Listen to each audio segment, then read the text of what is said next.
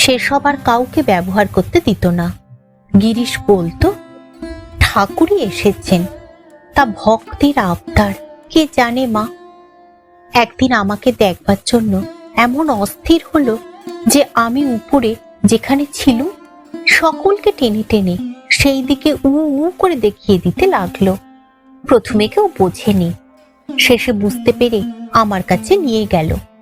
তখন ওইটুকু ছেলে আমার পায়ের তলায় পড়ে প্রণাম করলে। তারপর নিচে নেমে গিরিশকে ধরে টানাটানি আমার কাছে নিয়ে আসবে বলে। সে তো হাউ হাউ করে কাঁদে আর বলে, ওরে আমি মাকে দেখতে যাব কি, আমি যে মহা পাপী। ছেলে কিন্তু কিছুতেই ছাড়ে না। তখন ছেলে কোলে করে কাঁপতে কাঁপতে দু চক্ষে জলধারা এসে একেবারে আমার পায়ের তলায় সাষ্টাঙ্গ হয়ে পড়ে বললে, মা, এ হতেই তোমার শ্রীচরণ দর্শন হলো আমার।